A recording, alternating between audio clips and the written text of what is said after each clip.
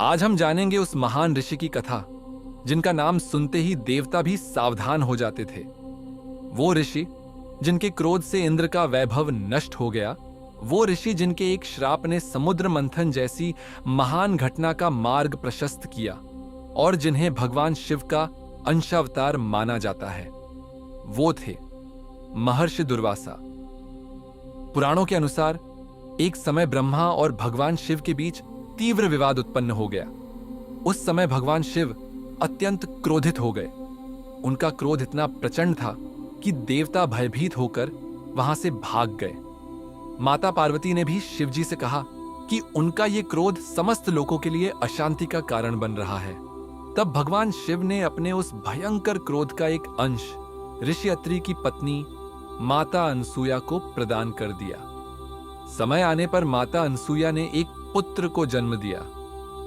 ये बालक शिवजी के क्रोध से उत्पन्न हुआ था, इसलिए उसका स्वभाव भी अत्यंत उग्र था और इसी कारण उसका नाम पड़ा दुर्वासा, अर्थात जिसके साथ रहना अत्यंत कठिन हो। इसके बावजूद दुर्वासा मुनि महान तपस्वी थे, परंतु उनका क्रोध प्रसिद्ध था। देवता, राजा और ऋषि सभी उनका अत्यंत सम्मान करते थे, क्योंकि कोई भी उनके क्रोध का सामना नहीं करना चाहता था। लेकिन दुर्वासा मुनि केवल श्राप ही नहीं देते थे, वो प्रसन्न होने पर अद्भुत वरदान भी प्रदान करते थे।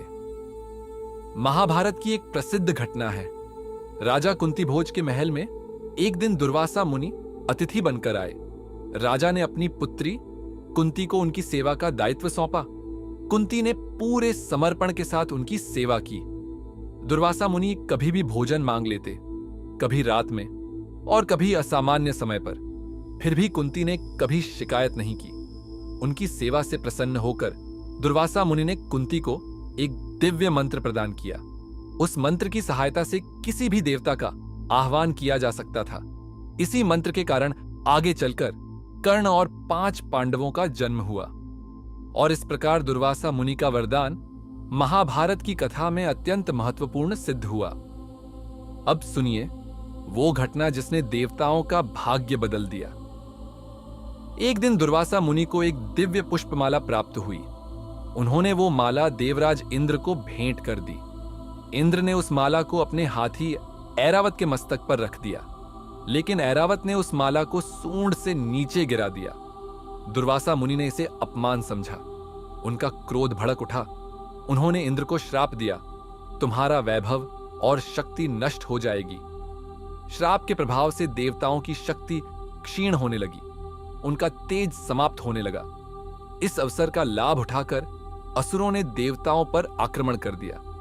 देवता पराजित हो गए। तब भगवान विष्णु की सलाह पर देवताओं और असुरों ने मिलकर समुद्र मंथन किया और इसी समुद्र मंथन से अमृत सहित अनेक दिव्य रत्न प्रकट हुए और इस प्रकार दुर्वासा मुनि का श्राप समुद्र मंथन का एक महत्वपूर्ण कारण बना। दुर्वासा मुनि की एक और प्रसिद्ध कथा राजा अम्बरीश से जुड़ी है। राजा अम्बरीश भगवान विष्णु के परम भक्त थे। एक बार उन्होंने एकादशी व्रत रखा। उसी समय दुर्वासा मुनि उनके महल में अतिथि बनकर आए। द्वादशी के समय व्रत खोलने का मुहूर्त निकट था, लेकिन दुर्वासा मुनि स्नान के लिए गए और लौटने में विलंब करने लगे। धर्म संकट उत्पन्न हो गया। यदि राजा व्रत न खोलते तो दोष लगता और यदि अतिथि से पहले भोजन करते तो भी दोष लगता। तब विद्वानों की सलाह पर राजा अम्बरीश ने केवल जल ग्रहण कर व्रत पूर्ण किया। जब दुर्वासा मुनि लौटे और उन्हें ये बात पता लगी तो वो अत्यंत क्रोधित हो गए। उन्होंने राजा को दंड देने का प्रयास किया और तभी भगवान विष्णु प्रकट हुए। लेकिन भगवान विष्णु के सुदर्शन चक्र ने राजा की रक्षा की और सुदर्शन चक्र दुर्वासा मुनि के पीछे पड़ गया।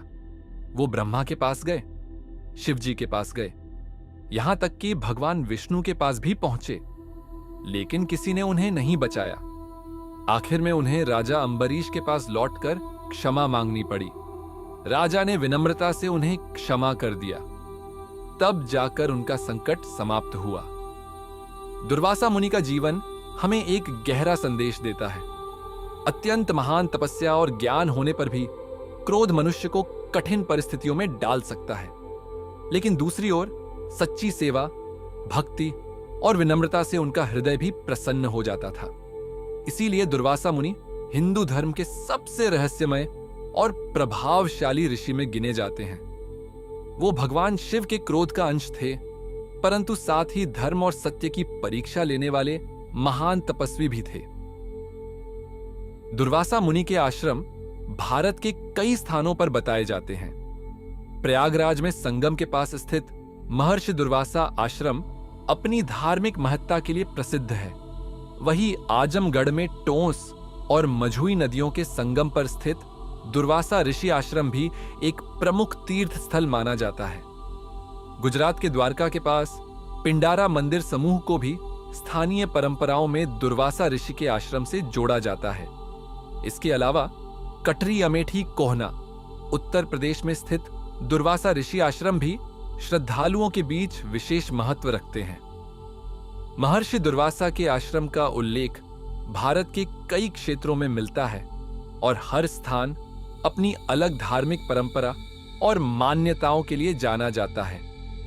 अगर आपको महर्षि दुर्वासा की ये कहानी अच्छी लगी हो तो इस वीडियो को लाइक करें और भगवान शिव की ऐसी ही अद्भुत और अनोखी कहानियों के लिए हमारे चैनल को जरूर सब्सक्राइब करें। महादेव का आशीर्वाद आप और आपके परिवार पर सदैव बना रहे। हर हर महादेव।